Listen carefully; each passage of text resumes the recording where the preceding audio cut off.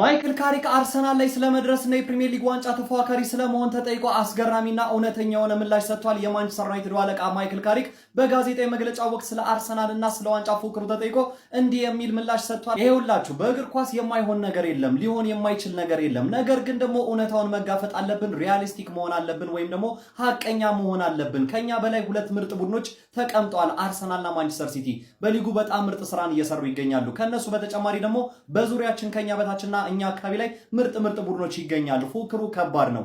አሁን ላይ ለቶፕ 4 እየተፎካከርን እንገኛለን። ነገር ግን የቻልነውን ስለማድረግና እያንዳንዱን ጨዋታ ስለማሸነፍ ነው ማሰብ ያለብን። በዚህ አካሄድ ደግሞ ከቀጠልን ምን ጥያቄ ያለው በእግር ኳስ የማይሆን ነገር የለም። ተከታታይ ጨዋታዎችን እያሸነፍን ነው፣ ጥሩ ሁኔታ ላይ እንገኛለን። ነገር ግን በዚህ ፈጽሞ አንሸወድም። ይሄ ምርጥ አቋማችን ቀጥሎ ወዴት ይወስደናል የሚለውን ነገር አብረን የምንመለከተውና በትዕግስት የምንጠብቀው ይሆናል በማለት አሰልጣኝ ማይክል ካሪክ እውነተኛና አስገራሚ የሆነ ምላሹን ሰጥቷል። ታዲያ ስለ ማንቸስተር ዩናይትድ አለቃ ማይክል ካሪክ ምላሽ ምን ትላላችሁ? ማንቸስተር ዩናይትድ የዘንድሮ ፕሪሚየር ሊግ ዋንጫ ተፎካካሪ ይሆናል ብላችሁ ትጠብቃላችሁ? ሐሳብ አስተያየትና ምላሻችሁን ኮሜንት ሴክሽን ላይ አጋሩኝ። እንደነዚህ ፈጣን እግር ኳሳዊ መረጃዎችን በቀጣይም ለማግኘት የፕላስ ምልክቷን በመንካት የሜዳ ስፖርት ቤተሰብ ይሁኑ።